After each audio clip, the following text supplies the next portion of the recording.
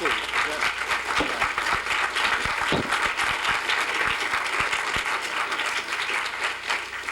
Well, thank you, everybody.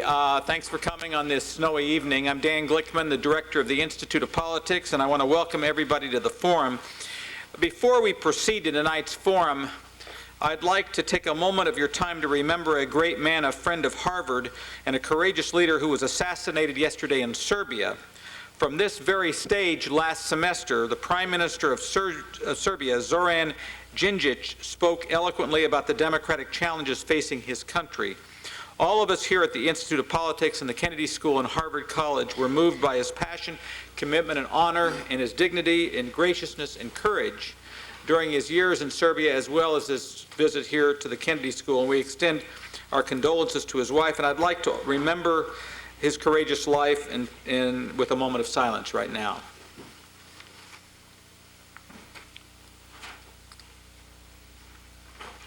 Thank you. You know, in this forum, we have a lot of interesting and many times controversial speakers debating some of the world's most pressing public policy problems, whether we should go to war in Iraq, affirmative action, the death penalty, the Middle East generally, globalization, other issues. Our topic of debate tonight deals with the global environment and whether it is deteriorating or improving and what we should do about it. Why should Americans care? One reason is that in addition to being the world's #1 military power and #1 economy, we are also the #1 polluter in the world. In fact, the U.S. is responsible for about 25% of the world's CO2 emissions. Tonight, we probably have the world's two best spokesmen from the deteriorating and improving camps. Our guest on my right hails from Denmark, received his master's in 1991 and his PhD in 1994, both in political science at the University of Copenhagen. He began teaching in 1994 and in 1997 became an associate professor of statistics in the Department of Political Science in Denmark. In 2001, after conservative victories in Denmark's national election, our guest took leave from his post in academia and accepted an appointment to head his country's newly created Environmental Assessment Institute. In the year 2000, he authored a very controversial book called The Skeptical Environmentalists, and it created quite a stir. It was applauded by some magazines like The Economist, by members of the business community, and the Wall Street Journal, among others. His book challenged basic assumptions on the health of our global environment. But his book was very controversial, and it was brought before the official science ethics panel of Denmark, the Danish Committees on Scientific Committees. His book, that committee concluded that the book did not willfully intend to mislead his readers, but the committee did say the book was contrary to the standards of good scientific practice, and perhaps he may want to comment on that. But tonight we welcome Professor Bjorn Lomborg. Let's give him a hand.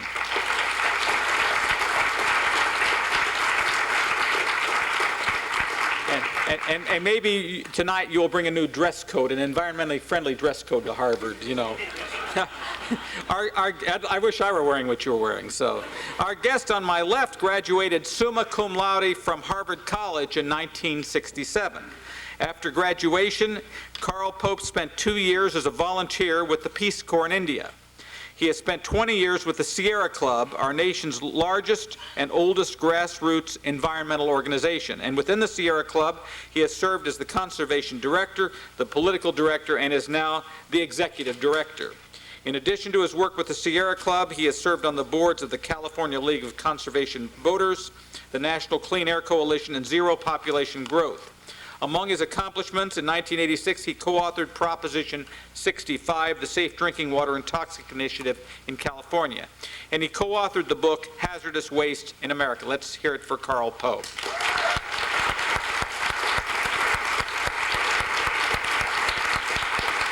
Now, here are the ground rules for tonight. We're going to start with a 10-minute opening statement by Professor Lomborg, followed by 10 minutes from Mr. Pope. I will then offer each speaker the opportunity to make a 2-minute rebuttal if they so choose. We will then open the floor to questions from the audience. and that will be handled as we normally do. At the conclusion of the event, I will ask Mr. Pope to offer a 2-minute closing remark, followed by 2 minutes from Professor Lomborg. Before we begin tonight, I just want to make it clear that, that I know that this subject and the people talking about it from the podium here ignite and inspire a lot of strong feelings and great passion. But I would hope that you do your best to provide a complement to a civil discussion of these discussions, and remembering that we are a community together and we can disagree with each other without being disagreeable. Doesn't mean that you shouldn't ask tough questions. I just want you to be respectful of the contrary views that you will hear tonight. So saying that, I will begin with Professor Lomborg. Thank you again for coming. Thank you very much. Well, I wasn't actually thinking of, I would talk about the dishonesty case, but I think since you bring it up, I should just address it really shortly. It is an ongoing discussion. I find it very unpleasant, and I also find it wrong. About 300 Danish scientists have also signed up to saying this is a wrong decision. Pretty much everyone else have come out and said it just simply doesn't work. And the best, perhaps, argument against it is that it doesn't actually give you a smoking gun. It doesn't say where I'm being dishonest. But of course, it does indicate that this is a very, very tense issue, and certainly an issue that brings up a lot of emotions in pretty much everyone. So I would just leave it at that, because I think it's a much more important discussion that we're going to have not on my book or the issue of whether what I've been doing, but basically on how's the global environment doing. And I have 10 minutes, or I probably have 9 now, to basically give you the whole overview. That's not a lot, so I'm just going to jump right into it and say what I think are the 2 most important things that we need to talk about. First of all, we need to look at the myths that we possibly have around the world. And basically what I'm arguing, and I'll try to substantiate, but of course I can only give you some of the statistics there. Doomsday is not nay. We're actually not faced with imminent deterioration and things that are getting worse and worse, and that we'll not be able to stay on this planet. And that means that we can stop acting in desperation. I'll argue at the end that we have done so in the past in many different ways. And it's important to get back to saying, listen, we have lots of different things that we'd love to do, but we don't have money to do all of them. So we really have to ask ourselves, of all the different things that are good to do, which ones are the ones we want to do first? And I think it's also important to get rid of another idea that somehow I should be on the other side of their green movements, and then there's Lomborg. No, I love the fact that there are green movements, and I've also been a member of Greenpeace, and the only reason why I dismembered was because I ran out of money as a student. I think it's great that we have Greenpeace. The point is simply that we shouldn't alone believe that green organizations are the sole purveyors of truth. We should realize that there are many different ways of looking at this, and again, to get back to the issue of saying we need also to think priorities and say, yes, there are many good things to be done in the world, and I'll get back to that. So are things really getting better? Yes, and pretty much all accounts, things have been getting better, and they're also likely to do so into the future. We have more leisure time, greater security, fewer accidents, more education, more amenities, higher incomes, fewer starving, more food, and a healthier and longer life. And this is not just true for the developed world, where you might expect this, but also for the developing world, where it's perhaps much more important. And let me just show you this. I love these graphs I put up. Lots of them. I teach statistics. So these are sexy for me, right? But the idea, of course, is to say that these are the kinds of things that tells us what is actually happening in the world. If you try to look at the development, this is how many calories per person per day we have in the developing world. If we look at the developing world, which is by far the most important problem, we've actually seen a continuous increase in the availability of calories, going from almost a starving level average in 1961, about 1,932 calories. This doesn't show up there. We've now up to about 2,650 calories per person per day. What I'm just simply pointing out is that things are getting better. Not that things are fine. Not that, hey, that's all they need. 2,650 calories, that's all the third world need. That's not what I'm saying. I'm simply saying we need to face up to the fact that they have actually gotten more food. We can do even more good. And also, if you look towards the future, the UN Food and Agricultural Organization expects that in 2030, we will have about 3,000 calories per person per day for the average person in the developing world. That means that they, again, another 20% up. It means that they'll be better fed, but it also just means that they will be in 2030 where we were in 1961. So the argument can be made to say things are getting better, but there's still lots of good things to be done. In 2030, there'll still be 400 million people starving unnecessarily so. So saying that things are better doesn't mean that there's nothing good to be done, but it means that we can actually start thinking about which are the priorities that we would like to focus the most about. This is generally saying for humans things have gotten better, but of course you could also argue, and a lot of people argue, well, what about pollution? Doesn't that basically undercut our future progress? Basically, maybe we get richer and richer, but what does that help us if we're going to cough all the way to the bank? And that's an important issue. Now, I'm just going to point out, and very quickly, most people believe that, I'm going to look at air pollution because by far the majority of pollution problems comes from air pollution. The US EPA estimates that anywhere from 86 to 96% of all social benefits that comes from any kind of environmental legislation comes from regulating one single pollutant, namely particulate air pollution. So it's by far the most important issue when we're talking about pollution.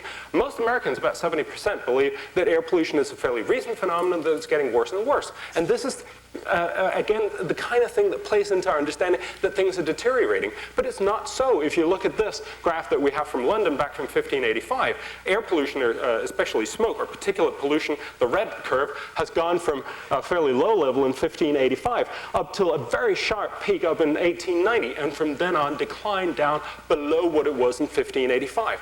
There is, again, 2 points to be made here. The first one is to say things have gotten incredibly much better over the last 110 years. But again, this does not mean that we can't reduce this even further. Although air is cleaner than it's ever been in London since medieval times, and we need to get that information out there so we don't act in panic, it does not mean that there's no problem. Actually, I'm right now heading the Environmental Assessment Institute, as you mentioned, and we pointed out that it actually does make sense to put very expensive filters in diesel cars to cut emissions even further, and so that we'll get less concentration in the big inner cities, and that will actually kill fewer people. So we can both say things have gotten better, we have actually improved what we're doing, and we are moving in the right direction, and at the same time say we want to do even better. But we should do so because we say it's a good idea, not because we're driven by fear. And that is the argument of saying there are many good things, again, to do. One of the best things we can possibly do is to put filters in diesel cars. And so, is this true for the developing world? No. If you live in Bombay or in Bangkok, things are actually getting worse and worse.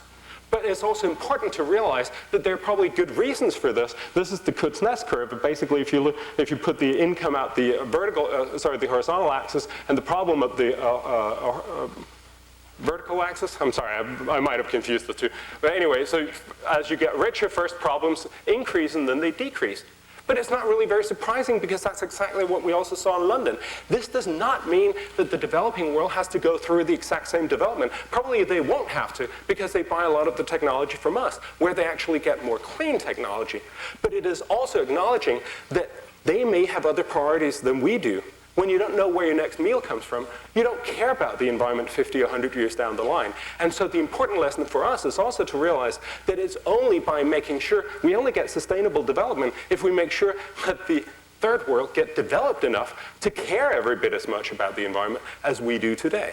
And that leads us to global warming. I'll just touch on global warming and then talk about basically what are the consequences of us not having the right perception. Basically, global warming is the biggest issue. I'm not at all going to go into the physics of it. I accept that global warming is happening. It is a serious problem, but I'm simply asking the same question again. Just because there is a problem does not necessarily mean that this is where we want to solve the first problem. It seems counterintuitive, but we have to ask ourselves, what is the best use of our resources? Right now we're talking about doing Kyoto, and we have a lot of problems just getting the US on board on that even, right? But if we assume that we could even get the US on board and do Kyoto for the rest of the century, it would do very little difference. This is one of the models, but all the models show the exact same qualitative outcome. Basically, if we don't do anything, you see the black curve and temperature rise. If we do Kyoto and everybody comply, we would get the red curve just below. Basically, we would get a temperature increase that we would have reached in 2094. We will have postponed that till 2100. The argument is that Kyoto is not going to stop global warming. It's going to postpone warming for about 6 years. And my argument is to say, if we're really concerned about the guy in Bangladesh who has to move because his house gets flooded, Is it a good idea to spend a lot of money helping him very little in 2100, basically giving him 6 more years to relocate? Or should we try to help him in very many different ways that would actually do good right now? The cost of Kyoto is estimated at somewhere around $150 to $350 billion a year for the rest of the century. That's 3 to 7 times the total global development aid that we're giving to the third world right now. Spend that money wisely. For instance, use it on solving the biggest single problem in the world. We could give clean drinking water and sanitation to every single human being on Earth for the cost of Kyoto for just 1 year. In 2010, we could solve the single biggest problem if that was what we wanted to do. If we want to do good, let's not just do something that does a little good, but something that actually does the most good we can. And so again, the idea is to try to bring in the cost and efficiency consideration that we have. And this is what I'm basically going to try to wrap up. We have a concern, and and I think it's great that we have a concern for the environment, but we may have an inflated concern of the environment in the sense that we think everything is getting worse and worse, so we're likely to act in desperation and over-worry about some problems, meaning that we end up under-worrying about some of the other problems. And let me just show you the final analysis that we have actually from the Harvard Center for Risk Analysis, where they looked at all the different estimates of cost efficiency of saving human lives in different areas of American legislation. Now notice a lot of environmental legislation does not have as a primary focus to save human lives. I mean, if we're talking about saving the Bengal tiger, it probably has the opposite effect, right? But the idea is to say a lot of environmental legislation does have a stated policy focus to save human lives.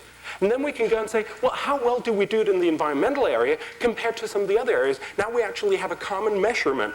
And I'm just going to summarize. There's thousands of published pages, but the distributions behind it are fairly nice, so we can actually allow ourselves to do this. And basically what we can see here is the cost of saving 1 human life 1 year in different areas. These are the median costs, and basically what it comes out is, in health, we can save 1 human life 1 year for $19,000. Whether we think that's cheap or expensive is a policy decision.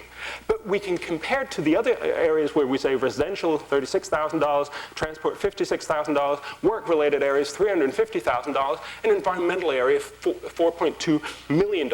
And we really have to ask ourselves, why is it that if our primary concern is to save human lives, we end up spending so much more money over in the environmental area than some of the other areas? That is because we over-worry about some of the problems. It doesn't mean that they're not good environmental things to be done.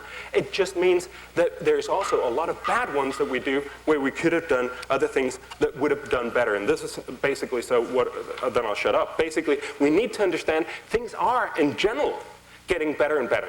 This does not mean that there are no problems. This does not mean that we should just not care. But it means that we can start prioritizing and say, we only have 1 bag of money. How do we spend that so as to make sure we just don't make a better world, but make the best possible world for our kids and grandkids? Thank you. Thank you. Thank you.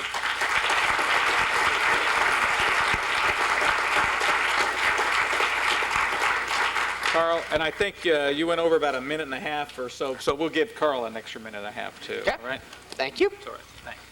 Well, I want to thank the Kennedy School and Secretary Glickman and my alma mater for having us here to talk about the question of, are we being good stewards of the biosphere, that system of living creatures of which we are a part and upon which we depend? Who here's read the book? Okay. How many of you have, yeah, I've read it. How many of you have faced a graduate dissertation? See if I can get a larger number. Well, not too much larger. How many of those of you who did one did it on a subject as big as measuring the real state of the world?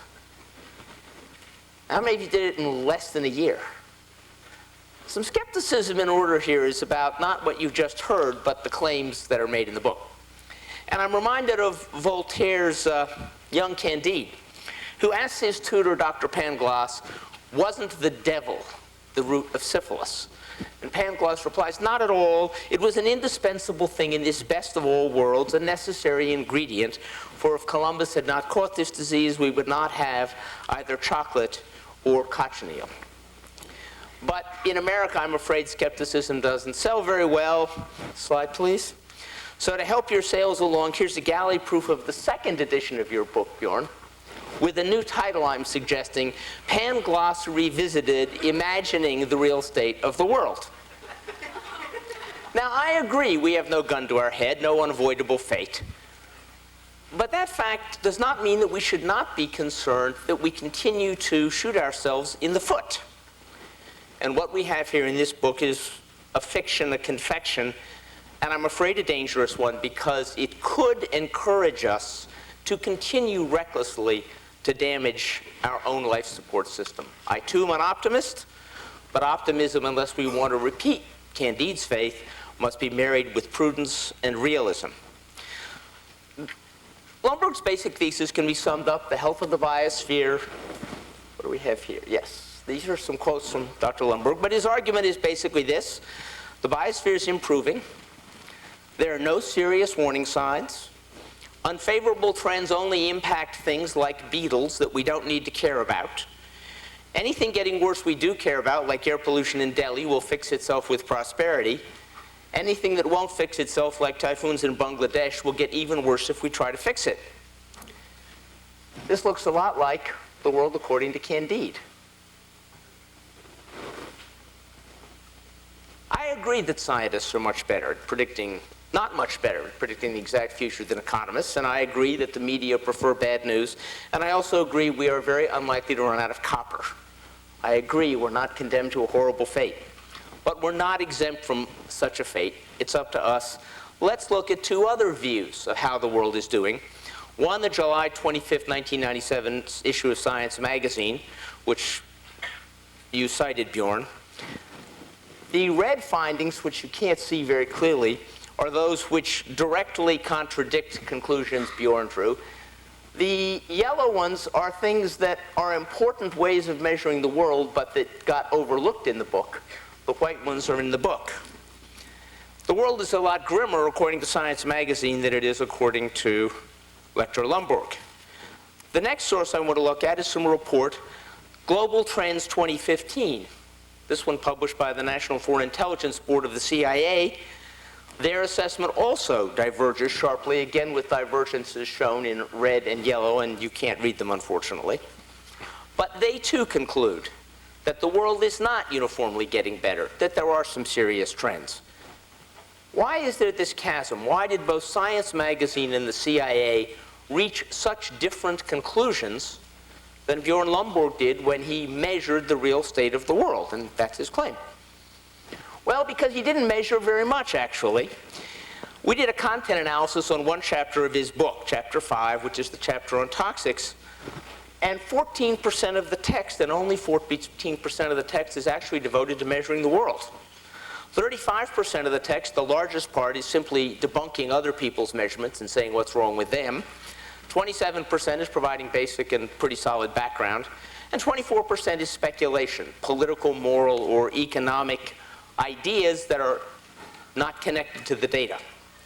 Even the 14%, when I examined it, has lots and lots of contradictions. For example, in one chapter, he very strongly criticizes environmentalists for being so rosy about the future of renewable energy, and then in another chapter, he himself is, I would have to say, wildly more rosy about the future of renewable energy than any environmentalist I know.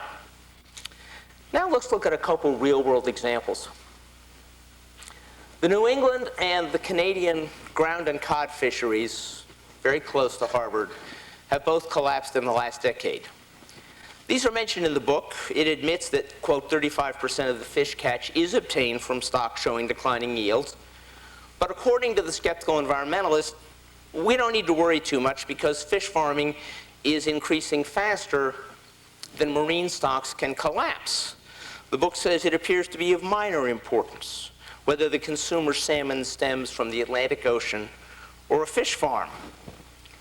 Well, preach that message in New Bedford, preach that message in Burin, Nova Scotia with 30% unemployment. Catfish production in ponds in China is a good thing, but it doesn't make up for the unnecessary loss of the Grand Banks fishery, which once supported hundreds of communities and generated 300,000 tons of cod a year. It doesn't alter the grim fact that globally 100,000 fishing families have lost their livelihoods in the last 5 years.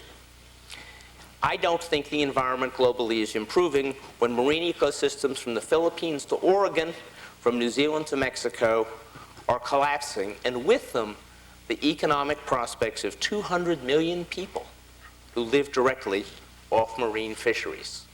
I don't think that's good stewardship. Let's look at clean water. We have improved water quality in the United States since the doom and gloom crowd, that's me, persuaded politicians to prevent cities and industries from dumping stuff in the rivers, and since we banned chlorinated pesticides and organics in the 1970s. All the compounds we banned are down sharply in drinking water. But what really increased in the 1970s and 80s was not American prosperity. American families are not actually, on the average, much better off than they were in 1970. What increased was the political will to clean up the environment. What increased was public support for tough environmental standards. We cleaned up these pollutants, not prosperity, but we didn't clean them all up. As proof, here's one that's up. If you look at the top chart, and as you go up the chart, that is the number of lake acres in the United States where you can't eat the fish because of pollution by various toxics. The four at the bottom are toxics we've banned. You can see they're either pretty flat or going down. We didn't ban mercury. The result is we now have 28% of US lakes under fish advisory, and that is up in 11 years from 4%. Minnesota, whose license plates proclaim it as the land of 10,000 lakes, cannot find a single lake from which it is safe to eat the fish. I'm not sure the world is getting better. Mercury is not increasing, however, because Americans are so poor, because cleaning it up is a luxury, or because we have a gun in our head. Mercury is increasing because powerful corporate interests like coal companies and public utilities would rather risk our minds than their pocketbooks. When I left Harvard, I went to India, and I want to close with some examples of what's happening in India, the rest of the world. In West Bengal, 30 million people live in areas where groundwater is contaminated with arsenic. 800,000 of those people are already forced to drink that groundwater. Of that 800,000 people, 175,000 already show clinical signs of arsenic poisoning. Drinking water that doesn't kill you, as Bjorn points out, should not be a luxury. But skeptical environmentalism doesn't really offer a solution. There is a lot of water in Bengal, as is pointed out in the book. There's no absolute water shortage, but that doesn't mean there's not a problem. Things will only be different in West Bengal if we have the will to make them different. And if you look at this chart, and in the book, The Skeptical Environmentalist, it's argued that India is a place where there is no water shortage. Because India overall has enough water, if you measure it nationally. But if you look at this chart, you see the white areas are places where there is, in fact, enough water. And in fact, up in that white area in the northeast, there's a whole lot of water. I mean, there's a lot more water than northeast India could ever use. But that's not where most of the people in India live. Most of the people live in that light green area in the center, the Ganges subbasin, or down in the southeastern areas, which are either dark green or even black, which means very, very critical water shortage. It does not help farmers in the Gangetic Basin grow their crops that there's a lot of water in the far northeast. It doesn't help farmers on the east side of the Ghats that there's a lot of water in the south flowing down into Kerala. So while India as a whole may not have a water shortage, Indians as individuals face very, very critical water shortages. Nor is air pollution in India a matter of a cough you can ignore. 40% of the population of New Delhi suffers from asthma. But air pollution in New Delhi is going down. It's not going down because Delhi got richer. It's going down because people got fed up. It's going down because they decided to change the fuel mix that goes into their three-wheelers, and air quality is substantially better. China ought to do the same thing with lead. In most Chinese cities, 90–95% of the children have high levels of lead poisoning. China can afford, if it chooses to get the lead out of gasoline. But it would have been much better if we never put the lead in the gasoline in the first place. And the reason we did was because back in the 1920s, the U.S. Public Health Service, which worried that lead was going to poison people, argued that we should keep it out. And the Ethel Corporation successfully argued that they were worrying about the wrong thing, that the risk wasn't proved, and that we should go ahead. And we now see the result of this experiment we've conducted globally in the last 80 years. We need to be skeptical about experiments like that on ourselves. Thank you. Thank you very much.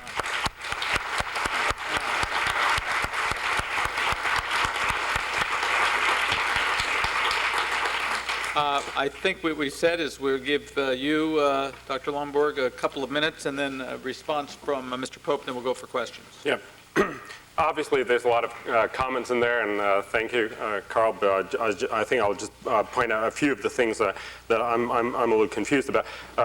The best thing, of course, is to, I mean, this is a discussion basically on how's the world doing and not how's my book doing, but let's just take some of the things that you were talking about.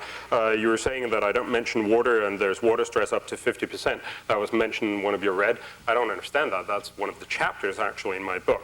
You say also one of the red things, I mean, I couldn't actually read through all of them, but I could also read the red ones.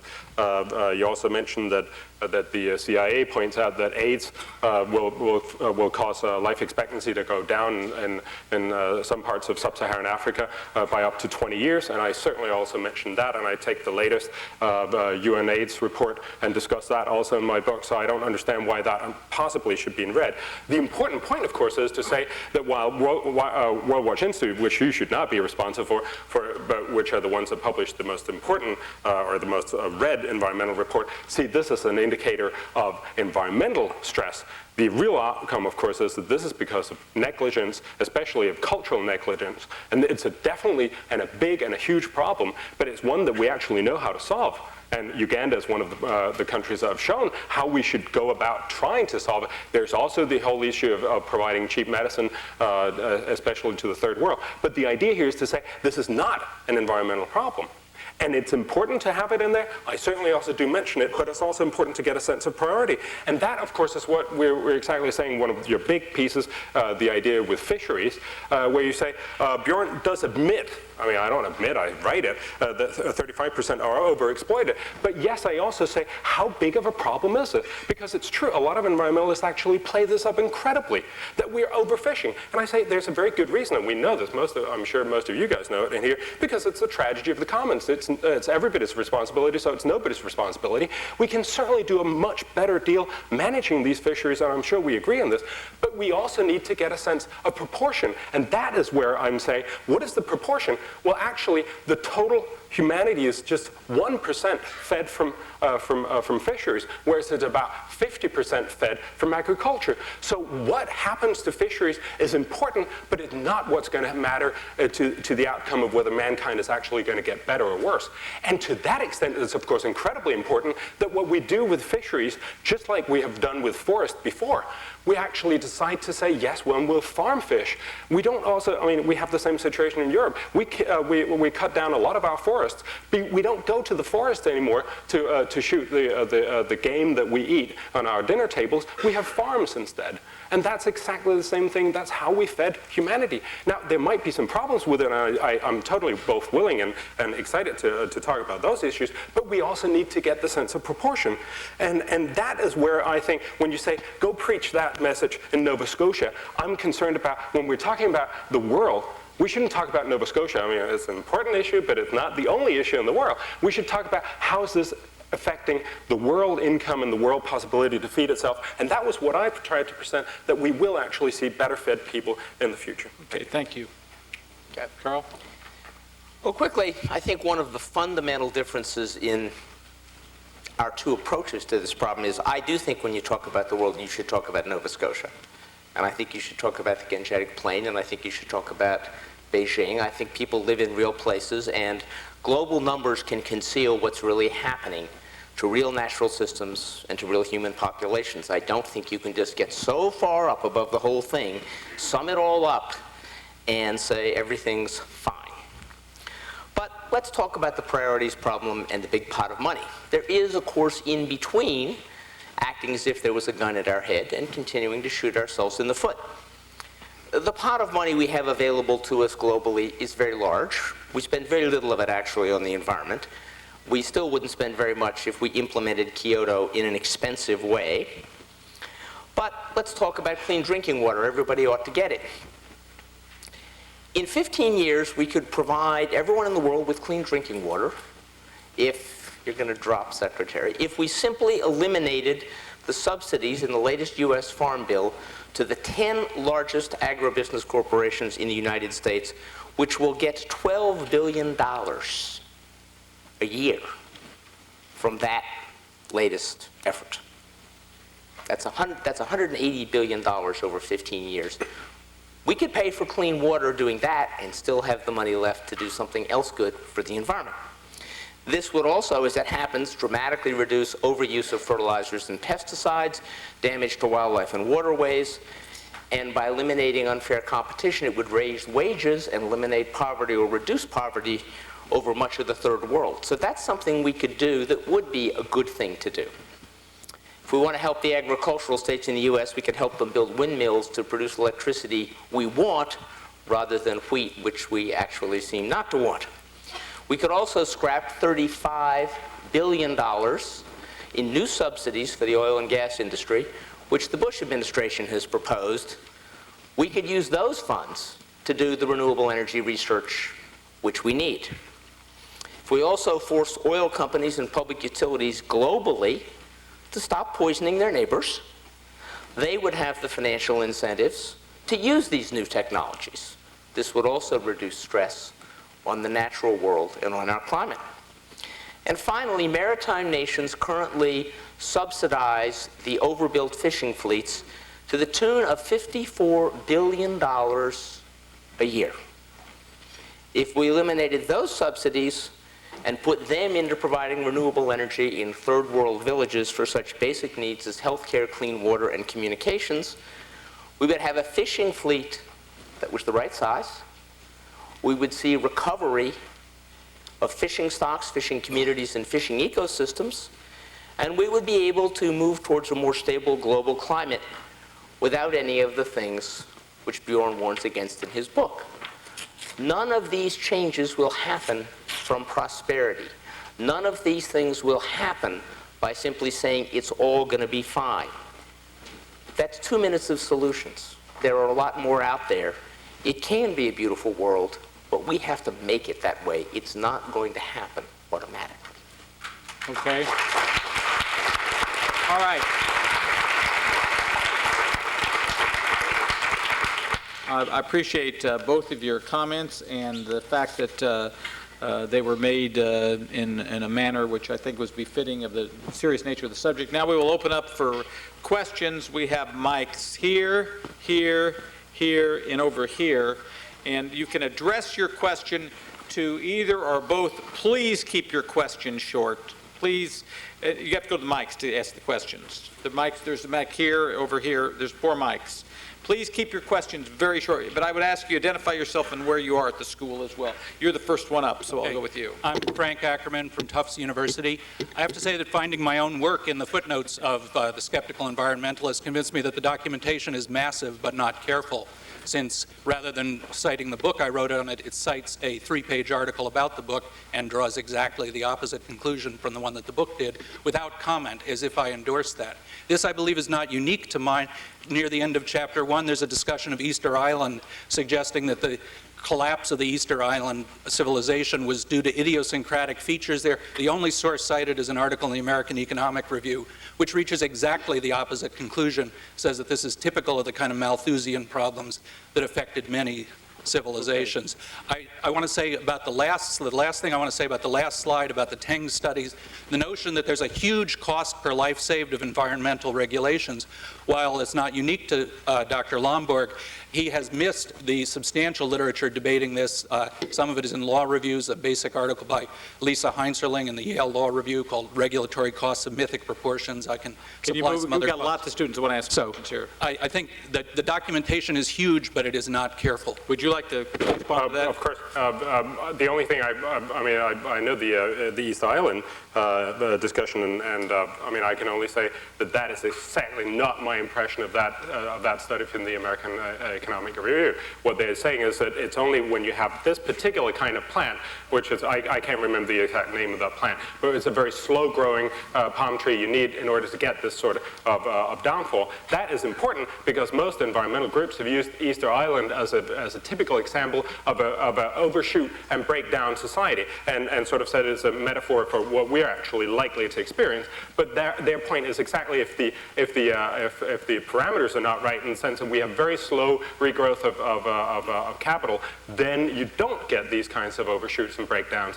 And that was my important point. And I think that's correctly referred. That's not what they said. Look the article up. I can only say that that's not what. This gentleman up there. And again, try to keep your comments short as you can, please. Yes, of course. My name is Sagar. I'm at the Kennedy School. Just to pick up on your discussion of climate change, I noticed actually you didn't put up a Kuznets curve for carbon dioxide. But anyway, to go on beyond to your example of the Bangladeshis, who I don't think would be particularly excited by the notion of the waiting for a Kuznets curve of greenhouse gases to kick in.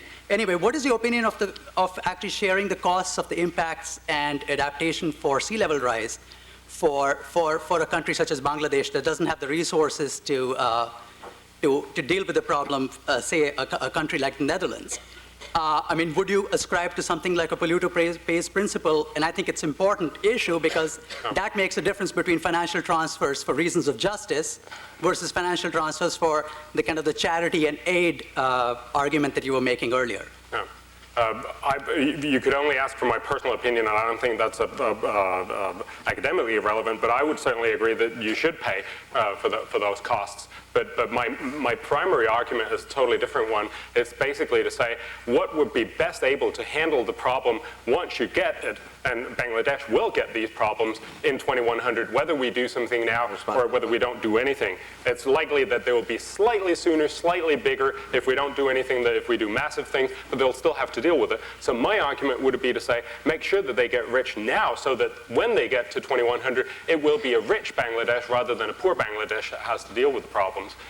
The other issue, of course, is to realize that even by the most pessimistic scenarios by the UN, the estimate is that the Bangladeshi and in general the developing world will be as rich as we are today per capita. So we're talking about not Bangladesh in 2100, but we're talking about Netherlands in 2100 handling this. This is not to belittle the issue, but it is to point out, to say that I would much rather deal with poor Bangladeshis now and make sure that we actually do something that will help them now, rather than saying we should deal with rich Bangladeshis in 2100 and help them very inefficiently. But the sea level rise won't wait until 2100.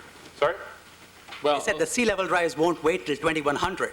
No, I do realize that it's going to happen gradually, but most of the problems you will get in the second part of this century. Yeah. Carl, you want to respond? Well, have you ever been to Bangladesh? No? Okay. It's not like the Netherlands. It's not just not like the Netherlands because it's poor.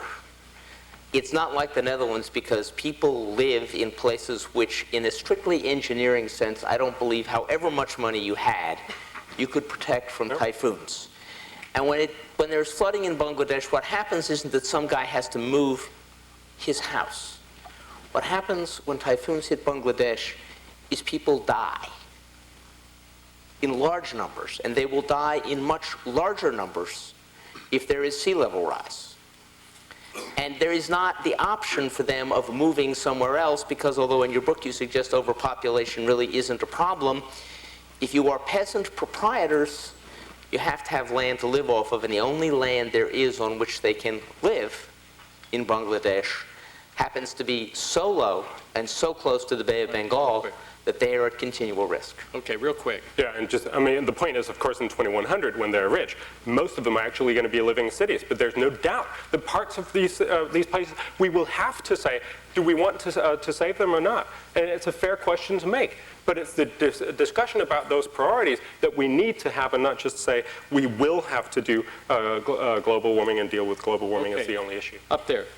Thank you. My name is Annapol Papadopoulos. I'm a student at the Kennedy School. I'm wondering, Professor Lomborg, a question about your slide on the Kyoto Protocol Agreement. You chose to characterize it as having very minimum impacts when in fact two things are known about such agreements. One is, like the Montreal Protocol on CFCs, they tend to evolve and have much greater impacts than originally intended. And secondly, the Kyoto Protocol's current targets are only to 2010, and of course, after that, more stringent guidelines are expected to kick in, including the developing world.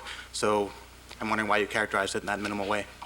I think it's actually the same thing, right? What you're basically saying is that we're going to have a more stringent, whereas this only assumes that we'll have Kyoto 2008, 2012, and then that same level for the rest of the century. And that's entirely true. It's likely that we will have greater impacts in the sense that we'll make, that's certainly what most policy makers will say, that we should do even more. But I'm simply saying, wait a minute, you can't shift around the target. If you want to talk about what the cost of Kyoto is, you also have to talk about what's going to be the outcome of Kyoto. Now, you can say, actually, Kyoto process is going to be, and I totally agree with you, if we just go on with Kyoto, it's likely that it'll be much more stringent. But then, of course, it'll also be much more costly. So you can't compare the cost of the cheap one with the outcome of the expensive project. I'm fine, and I actually do that in the book. Also look at what would be the cost of going much further than Kyoto, for instance, implicating the developing world, making a global stabilization at 1990 level. Then the cost is not $1 trillion, but rather $4 or $5 trillion, and you can go even further, and that's fine. But we need to have those costs of the different projects, and I'm just not, I think it really leads to bad prioritization and bad policy, basically to say, this is the cost of the cheap option, but we're really going to do the expensive option. You need the right price tags and the right decisions. James. Thank you. My name is James Granger. I'm a student at the college. Mr. Pope, no one said hi to you, so I thought I'd say hi to you. Oh, thank you. But Mr. Lomborg, you mentioned the economic inefficiency of trying to save natural salmon resources because they won't actually help human life in comparison to agricultural farming. But what about the ecological effects of letting all the salmon die off and those cascading results on the rest of the ecosystem and how those could affect us in the long run? Yeah, no, I didn't say that it doesn't pay off. I didn't actually make a statement of that at all. I'm simply saying it's not what's relevant in the sense of saying, are we actually going to survive or not? Are we going to be better fed as a planet or not?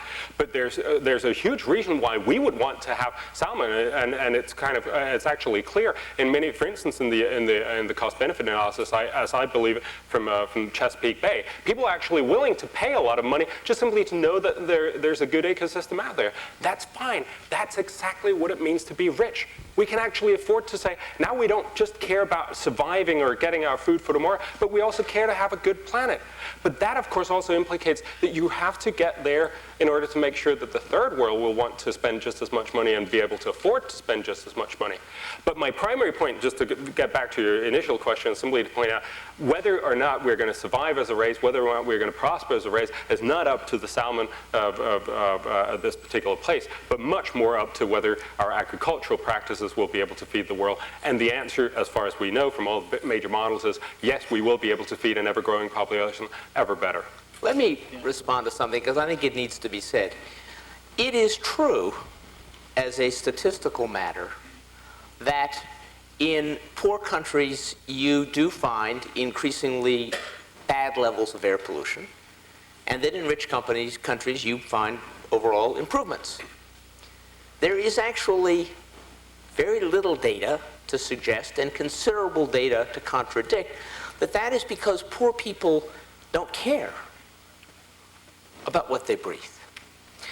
I went back to India 30 years later, and I stopped in a little bangle shop, and I just stopped, and I still have a little crude Hindi, and asked the local guy, who I assure you by American standards was neither well-educated nor prosperous. And I asked him, well, I haven't been here in 30 years, what's going on? What's going on? What's happened? And he said to me, we have completely messed things up. We have cut down the forests. The air pollution is much worse. Population is out of control, and now the climate is hitting us very hard. This was during the heat wave. People in poor countries, in many cases, would strongly disagree with the principle that they aren't prosperous enough as a society to be better environmental stewards. The fact is, and this is a political problem, not an environmental problem, I concede, in many of those countries, people don't get to choose whether they wish to have a higher quality environment. It's not the choice they make. Okay. Do you want to, well, Well, yeah, but because we need to get to the questions, and if you want to Sure. answer it partly in the question, that's fine. Go ahead. My name is Kyra Jacobs. I work for the U.S. Environmental Protection Agency here in Boston. I work in the drinking water program, and I'm speaking my own personal opinion, not the opinion of my agency. But my question is for Mr. Pope. Actually, having spent 6 years at EPA and having a much better perspective on implementing environmental policy in our country, I think that you spent a lot of time criticizing Mr. Lomborg, and I really agree with both of the points that you're making, but I think we really need to address the larger question that he posed, which is, how do we allocate the resources we have financially, people? We have 18,000 people at EPA here in the United States, and I too have spent time in India, and I agree with you that they don't choose, and to some extent we're really not choosing here in the United States, and we have a Superfund program, hazardous waste. We're spending a tremendous amount of money on a problem that may not be protecting public health as much as my program, which is drinking water. So, Mr. Pope, I would ask you, how do you really respond to what he had raised earlier in his remarks, which is, how do we allocate the resources we have both in our own country and worldwide? Well, actually, he and I had a conversation before we came in where we discussed the question of how we came at this issue of prioritization, and I said, and I agree, that within an agency like EPA, and EPA has done some work there, you ought to be prioritizing the cost effectiveness of how you're spending your money. You ought to be trying to get the most bang for the buck you can, and I'm perfectly prepared to concede that I'm quite sure at the Sierra Club we do not successfully manage to prioritize all of our investments. And EPA is a much bigger institution, and the task of doing that is going to be very difficult, and I'm sure there are many failures.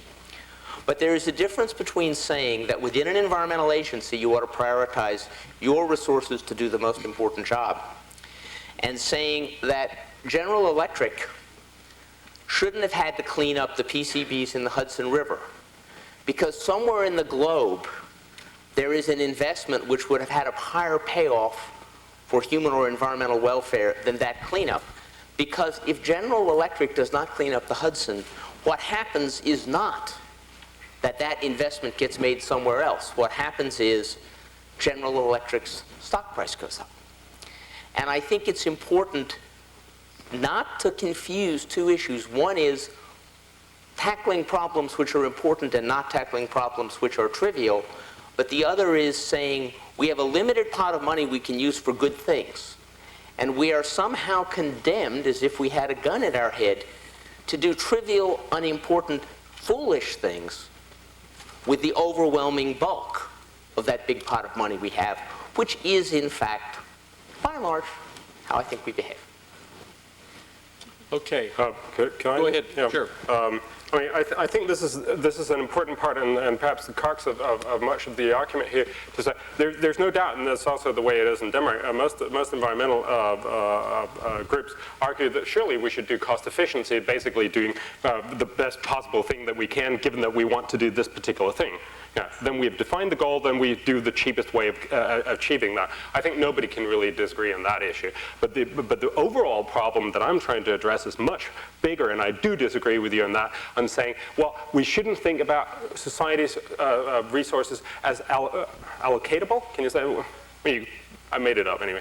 But say that you can use money in different areas and say, where do you get the most out of this? Because there are many different ways of making a better world. And environment is one of them, but it's just not the only one. And my argument here is to say that we need to make sure, of course, if we're talking about General Electric, that is a decision on whether it should be bought privately or publicly. But what I try to make into the argument is to say, given that we're talking about spending money that cannot be spent elsewhere in society, we should start asking ourselves, do we do a little good with that money, or do we do a lot of good? And that is what cost-benefit analysis can do. And I really think we have to face face up to that. It's a tremendous challenge. It is not always easy, but it is a challenge that we have to face up to. And that is where I also get a little worried about the whole thing, and then I'll just mention the India thing. You said, you talk to a guy in India and he says, oh, we've screwed up the country. But I mean, I actually present some of the statistics, and maybe your friend doesn't feel this way, but I think this is where it's important to look at the statistics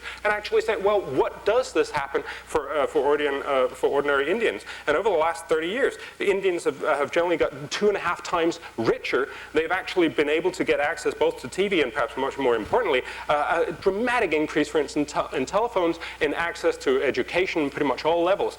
This, I would argue, is a tremendous boon to the average Indian. Now, there's no doubt that there's also a cost to this, and this is what a democracy means, that they're trading off different things. It's not a perfect democracy. We certainly want to inform them. But to say, hey, I met this guy in India, things are getting worse, is just simply not the right way to address the problems, I would argue. Okay. Let me respond very quickly, because I think I want to say that if we were starting this conversation the skeptical moderator is what I am. Right, go ahead. What is the least valuable place we spend our money in this society, and where should we reallocate it to the biggest global need, I would be very fine with this conversation. But we have somehow started with an area where I think we underinvest compared to our private consumption, which is public environmental protection, and we are somehow saying that's the thing we're now going to compare against drinking water for the third world, not Jack Welch's salary. Okay. My name is Scott Celska. I'm a postdoc in the Department of Earth and Planetary Sciences here. And my question is related to the title of this talk, or this discussion, which is the global environment improving or deteriorating. But what I found, I guess the frustration to some extent of the discussion is that it actually sort of danced back and forth between that question and the question, global human social welfare, global human welfare improving or deteriorating. And in dancing back and forth between those two different, both important questions, we've to a large extent avoided what I think is the essential question or the basis for the environmental movement and environmental concern, which is, even as those social welfare indicators continue to rise, are those coming at the cost of a spending down of our one-time endowment of natural capital? And if that's the case, which is the concern of environmentalists, and it's a very complicated question, but if that's the case, then pointing to rising social welfare indicators says nothing about the fundamental essence of the problem, which is, if that's coming at the expense of depleting our one-time endowment of natural capital, then we're not getting better off in the long run. Good question. Yes. Yeah. And I think it's an important question that goes through the whole debate. That's also why I called my book State of the World. And it is an unclear, I have an unashamedly anthropogenic standpoint of saying, what is this basically going to mean to humans, or what do we value? This does not mean we don't care about pine trees or penguins, but it means that we care about them because humans care about them. We care about them through a democracy where humans participate. But you're entirely correct in many of the ways that we've done, and also what the Kuznets curse that we have, for instance, indicate that we do tend to first cut down on our natural endowment. Then eventually, when we get sufficiently rich, we actually can afford to, we're seeing reforestation, for instance, in all of the developed world, or pretty much all of the developed world. Denmark was down to 1% forest area. Now we're up to 10%. We have a goal of going up to 20%. We can do this because we live in cities and we're web designers. We don't actually go out there and farm anymore. And that, of course, is the bottom line. But it is not an obvious point to say, if you talk about the environment as such. What I tried to say was, and that was also why I looked at air pollution, was what's important for humans when we're talking about environment, and that's definitely air pollution. But there are many other things, and some of which are definitely deteriorating. I happily grant Pope that we are losing a vast or massive amounts of biodiversity, for instance. But we also need to get this in perspective and then ask, which parts is it that we are willing to address, and how much are we willing to sacrifice human welfare compared to some of the other, for instance, species, or other ecosystems in the world. Okay, yeah, Carl? Well, I think that is an extremely important question. One of the reasons I tried to focus so much on fisheries was because it is a place where the two questions are one. So I think you can actually look at it and say, well, actually, we're screwing up the oceans and we're also screwing fishing communities. And it's bad management, and we don't have to do either. And it's not really a resources choice, it's a choice about being prudent stewards and managers. And I actually think that Dr. Lomborg and I probably agree about what we ought to do about the world's fishing fleet, so I actually think he's probably in a policy sense on the same side as I am. Yeah. And I was very glad to hear him say that we're losing massive amounts of biodiversity, since that doesn't come through nearly as clearly in the chapter of his book on biodiversity. But I'm glad he admitted it. I think it's true. Okay. Yes, sir. My name is Stephen Quinlan. I'm a third year at the college, and I'm a member of the Environmental Action Committee. Now, this issue was addressed somewhat in the opening statements, but I'm going to bring it back up. Mr. Lomborg, with all due respect, much of your work has been criticized for its lack of scientific review, and the scientific community at large has condemned your statistical research and writings. Yet, at the same time, you have received much media attention that your critics claim has given the public the false impression that you represent a substantial body of scientists. Could you comment, well, could both of you comment on this difference between scientific credibility and media coverage, if you believe it exists, detailing the nature of this discrepancy? There are two things to this. There's definitely no doubt, I think it escaped fairly few people's attention, that a lot of scientists are criticizing what I'm doing. I think that when you look at it, and certainly this was also already the case in Scientific American, which published an 11-page rebuttal of my book when Nature called me, equated me to a Holocaust denier. There's certainly some emotions that run high. But if there were really good arguments, you'd imagine, hey, they would come forward with them. I've been told that this is actually something you say at Harvard Law School. If you have a good case, you should pound the case, and if you have a bad case, you should pound the table. But my feeling is that when you read these articles, there's an enormous amount of table pounding.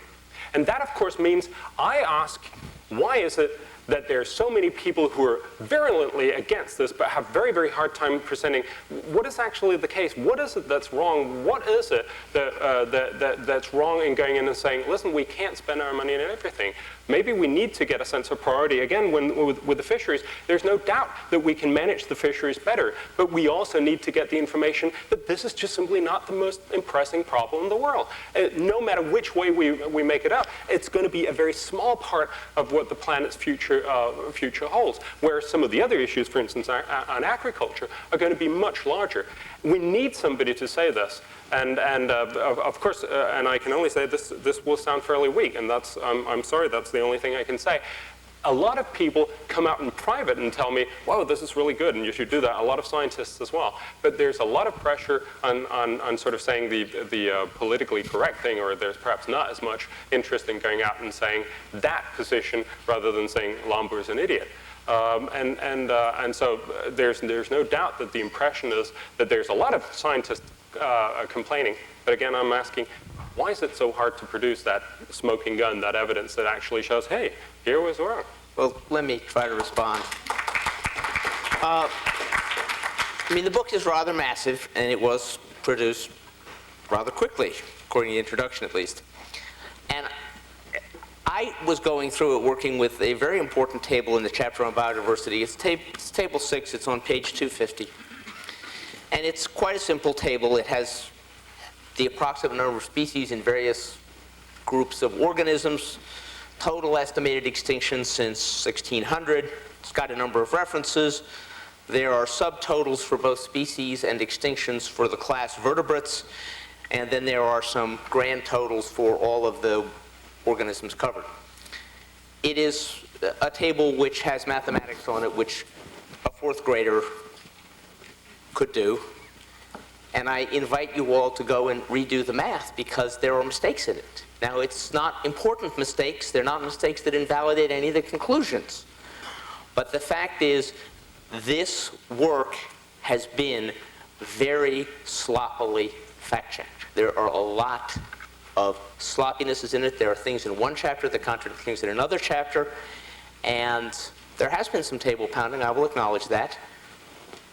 Mr. Lomborg insulted some people's science, and they got upset, and you don't usually do the best job of rebuttal when you're upset. So I think he's made a fair point about some of the criticism. I think some of the criticism has been off the mark. But I also think if you examine the book carefully, you will find that it doesn't all hang together. Thank you both. All right. My name is Liz Moyer. I'm a postdoctoral fellow in atmospheric chemistry here at Harvard University, and I'm a member of the community that you have criticized and that has criticized you. And I would like to say that the reason that we disagree with many of the things in your book is not because we don't like you or because we're pounding the table or because we're biased, but because you misrepresent our work. And that was pointed out very clearly by the first questioner in this forum. There is actually a section in your chapter on global warming where you claim that all global warming scientists assert that global warming will cause increased El Niños, and then you cite as the authority for this a sentence from a political speech by Al Gore, who is not a noted climate scientist. So with that introduction, I want to go to... as quickly as you can, because there are lots of people waiting behind you. I want to go to a question about the cost of global warming, that you've implied that, A, that global warming isn't a particularly significant problem, but most importantly, that the costs of addressing it are too high for society to bear. And I'd like to say that in the last 3 months, we've seen 3 separate talks on the cost of sequestering carbon dioxide at Harvard and at MIT here. And the average cost that I've heard come out of those talks is 30 cents on the dollar for removal of CO2 in the process of energy production. 30 cents what, sir? 30 cents on the dollar. That's less than the energy taxes in Europe. 30 cents on the dollar, I'm sorry, I don't... 30 cents on the dollar for the additional cost of removing CO2 during the process of energy production. So the cost of a gallon of gasoline would go up By 30 cents. Oh, okay. by 30%. Approximately. Okay. Now, that technology is new. I don't know it. I'm not an expert in that field, but I'm saying that there's many people in the scientific community who are working on technologies to remove CO2 during the process of energy production that have nothing like the cost that you're citing for global warming. Nothing like the cost. Do you want to respond? Yeah. I mean, what I'm... The models that I presented are all the major models that we have from that were made available in the book for the book coming out from Energy Journal, which are all the major macroeconomic models. Now, there are many other possible outcomes, and I actually wrote an article about this it's going to be published next week on basically sequestering carbon, for instance, in the oceans. There are possible techniques that we should definitely look at them if they turn out to be much cheaper. But we don't know. We haven't had big-scale experiments right now. Then we can go back and revisit. Maybe it would pay to do a lot more. Cost-benefit analysis is not just a one-time thing, and then you say, oh, well, we shouldn't do it, and then you go on to something else. You keep coming back to it and say, well, how much should we do now? How much does the technology improve? One of the things I try to point out with global warming is investing in renewables, as Carlos pointed out, is actually a good investment because it means that we'll have a shift over to, for instance, renewables much earlier than we would otherwise have. So that's a great investment. We should definitely invest in those kinds of areas, but we should also say, given what we know right now, this is what it's going to cost, and we have to ask that difficult question, what could we else spend that money on? And can I just address very quickly, Carl keeps pointing out that there are other places where, for instance, agricultural subsidies. I could not agree politically anymore I point this out well, often, right? But I'm a European left-wing, and I certainly think that that's a ridiculous way of subsidizing, and there's probably also ridiculous subsidies in fisheries and many other places. The problem, however, is that these have many other political reasonings except for trying to do a better world. It's basically, certainly in Denmark, in the European Union, it's also a mix of city versus country, and a question of preserving the country and distribution between farmers and non-farmers. Now, we could look at those things, but we cannot get around with saying we need to somehow, what do you say, deal with the issue that this is also going to have a distributional effect. That was the word I was looking for. So my argument is simply to say, when you're looking at, we're trying to do something for the third world, let's compare some of the things that we're trying to do for the third world. Whereas I totally agree, there are other money in the system that could vastly outweigh that. We could also, and I'm sure a lot of people in here would probably argue that we should probably give a lot of the $700 billion we spend on military effort every year. But the argument is to say that involves a lot of other policy areas apart from just trying to do good for the third world. Okay, let's, we're going to have to close this fairly soon, but let's go a couple more. Please keep your remarks short. Hi, my name is Chris Giovinazzo. I'm a law student. In your chapter on global warming, you do a cost-benefit analysis, and I'm all for that. I think that's great.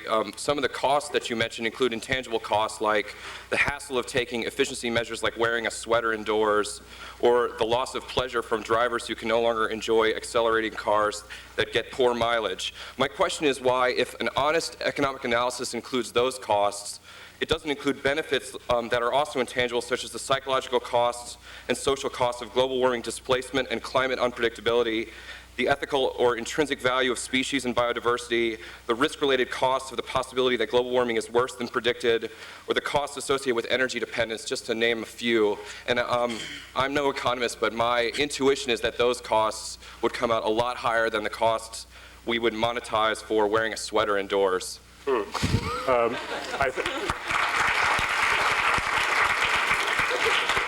I think it's important to say that you're apparently, well, you've not read it as I intended it, at least. Let's put it that way. What I write about there is the cost of whether it's actually there these so-called money floating around, whether you can actually just increase efficiency and it'll have no cost. These are not the monetarized concerns in the macroeconomic models that I just mentioned before. The macroeconomic costs would come from the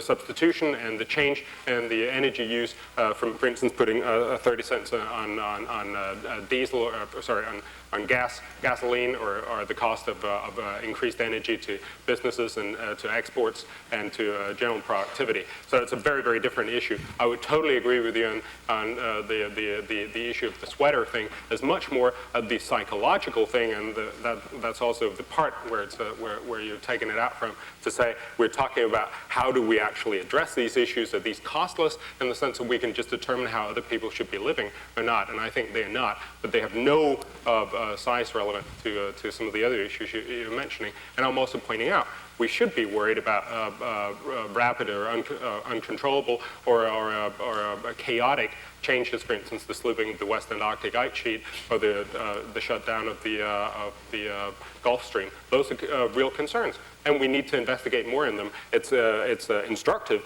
that the UN climate panel right now has virtually nothing on it. I do mention the stuff that they have on it, and it indicates that it's a fairly low probability, but we certainly would be well advised to do more research in those areas. We're going to just have time for one more question, because I want to get a further last-minute comments from the two gentlemen here. This gentleman right here. Thank you. My name's Darian Crimmin. I'm a grad student at Tufts. I just want to ask a sort of bigger picture question. The debates on whether the global environment is deteriorating or getting better. And I think we have to look at the economic systems, you know, the economic systems, I'm sorry. We have to look at the economic systems to figure out whether or not, I'm sorry. We have to look at economic systems to see, this is like a bad dream. Maybe the best question we've had. We live in an economic system, and we function in this society that is linear, and it doesn't align with the natural ecology. So we have to look at whether those systems themselves are changing. You know, whether we're all moving to a better place, and whether we're all becoming better problem solvers for this great big problem, you know, to redesign our society. So maybe my question, I guess, is, if I can finally spit it out, is if we should focus on reprioritizing and reallocating our resources, or actually fundamentally redesigning our society and our systems so they're more ecologically based. Okay, good question. Carl, you want to take that first? I think it's clear that we're behaving in a fashion in many, many arenas that is clinically insane. And I have always been told that one definition of insanity that is used by therapists is doing the same thing over and over again and expecting a different result. We do that a lot. We actually have some clues about how we could do things differently. And at one point, not in the book, but in one of his interviews, Dr. Lomborg said that we really had to choose between whether we wanted more butterflies or fewer hungry children, that was a real-world choice. I do not believe that is a real-world choice. I think if we think carefully, we can probably have both, although we may lose a little bit of the pleasure of knowing that we have the bigger vehicle that in an accident can really crunch the people in the other vehicles, which is an American trait, not one that I want to blame you for, Mr. Lomborg. Yeah, Carl. And I think that really brings out, in a sense, the discussion very well. I do believe that you can imagine a much better world, and I think most of us do, and I think that's also why we're all concerned about the environment. But you also have to understand and admit that we live in a democracy where you might not share that view and vision with many other people. And so what we're getting out of democracy is very much a disjoint incrementalism. It's the kind of place where we move ahead in fits and starts, and we don't agree with everything that happens. Churchill's whole adage sure, democracy is the worst kind of government except for all the others. And so the idea here is to say, well, of course we can imagine a society where we both say we want butterflies and we want kids. Kids in the third world. I would tend to agree with that. I strongly support that we should increase our funding both to the environment and to the third world. But we also have to live in the real world and realize that that's not how things are being played out. It's not such that everyone says, oh, cool, yeah, let's give half or whatever we could come up with to the third world, and let's give the other half to the butterflies. That's just not the realistic assumption. So I'm saying within the limits that the democratic society has already put on our resources and said, yes, we'll spend 2 to 3%, which is the OECD average on environment. We'll spend 2 to 3% of our GDP, which means we'll spend more and more money, and we'll probably also spend a higher proportion. How should we spend that money? Should we save these butterflies? Should we save these fish? Should we try to make this river better? Should we, for instance, put very expensive filters in diesel cars to cut down the number of kids dying in our inner cities? Those are the issues that we need to face up, and we can't wish them away by just simply wavering and say, oh, there's probably money for it all. There's not money for everything we'd like to do. There's lots of good things we'd like to do. We can't do them all first, and we really have to get down to saying which ones are the most important ones. Okay, we're going to close with 2-minute statements. Before I close, I just want to let you all know that there is another forum happening tonight. It's at the Star Auditorium. It's about, the question is not as cosmic as this one. Want to know how to get a primetime speaking spot at the 2004 convention with Mike Berman and others, and Bill Alongi, who's president of NBC News. So that's happening right after here. And there, I'm sure they will talk a lot about allocating resources. But in any event, we will close first with Carl Pope. I want to refer to a couple of things which have come up in the last couple minutes. One, and I think it's cautionary. In the IPCC global warming reports and in the skeptical environmentalist, the statement is made that a massive movement of the West Antarctic ice sheet is an unlikely outcome of likely levels of climate change for the next century. And that is a finding which I believe is correctly reported in the book. Unfortunately, in last week's Science magazine, it turns out it's probably already beginning to happen.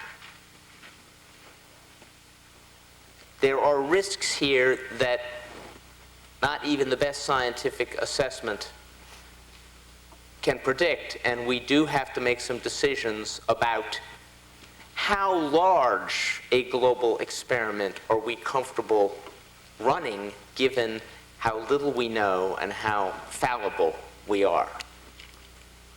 And I think this book dramatically underdeals with that problem. The second thing I want to say is that I think something very, very important was said in the response to the last question by Mr. Lomborg, which is his frame, the box he's put around everything he does in this book, is the frame of what do we do with the 2 to 3%, or whatever the number is. He acknowledges the number is different and it changes with prosperity, that democratic societies have chosen to allocate to this purpose, because after all, we can't tell other people how to live.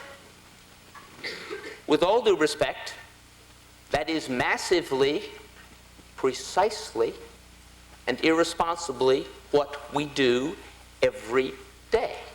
When we kill villagers in Bangladesh by the vehicles we choose to drive, when we lower IQs by the way in which oil companies for which we work choose to produce their products, when we destroy wetlands and ecosystems vanish upon which our neighbors depend, we are making decisions about how other people live their lives. And I do not believe it is moral or wise to say, oh, but that question is outside the box. If that question is outside the box, I strongly suggest we need a different box.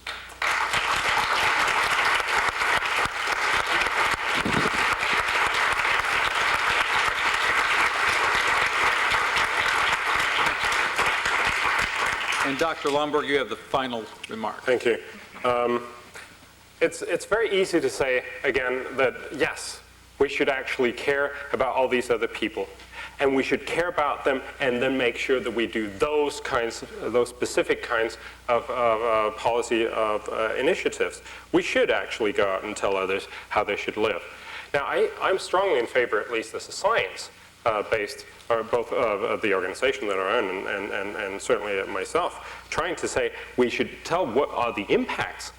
And that is where it's incredibly important to get the size and the numbers right, and not just to say this is what I heard in the local village, but actually say these are the numbers that we have seen that are the most indicative of what is actually happening.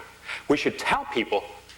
But that's the difference between you, and I certainly agree, interest organizations like Sierra Club go out and tell people how they should live. That's fine.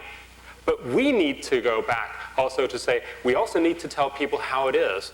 What is the impact, for instance, when we're talking about fisheries, compared to what is the impact of doing something about for agriculture? What is the impact of not just saying the Western Arctic ice sheet may be slipping, so maybe we should do something, but asking the crucial question of saying, well, how much is our likely impact going to change that outcome compared to the other things that we know we can do with that money, and we do know that we can do a lot of good with that money. We can actually go out and help a lot of people, as I think we both agree on, for instance, giving clean drinking water. So it's not just risk against risk, it's how much risk are we willing to say we want to take or not take compared to how much other things and how many other good things do we want to do. Some of my friends, certainly before, now they don't bother to talk about environment with me anymore, but before, they used to worry intensely about environment, and some of my friends didn't even want to have kids because they were worried that things were getting worse and worse. We need to get that information out there, both in order to get good prioritization, but also simply to make sure that we actually understand that we're living in a world where we're basically solving more problems than we're creating. It doesn't mean that we're not creating problems, but it does mean that we can start thinking much more about saying, how do we spend that resources best possible? And the issue that I want to bring home is simply both to say things have, when we're looking at the vast majority of indicators, have showed that things are getting better, and they're likely to continue to do so. But that also leaves us with the responsibility to say we want to make an even better world, but that requires us not just to do something that sounds good, but something that actually does good. Thank you. Thank you.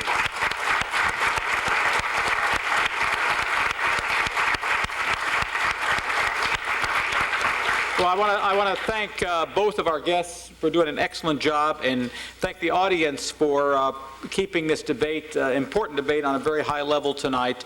And it is a subject which is a difficult one. I'm reminded H.L. Mencken once said, for every complicated problem, there is a simple and a wrong solution. And so maybe tonight we have seen how complicated the problem and the solutions are. Thank you all very much.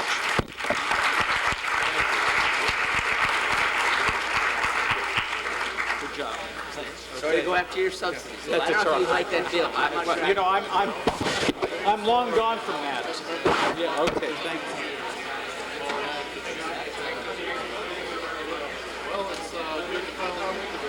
Yeah, you're gonna need to go. All right, great. Thank you very much. I should just say hello.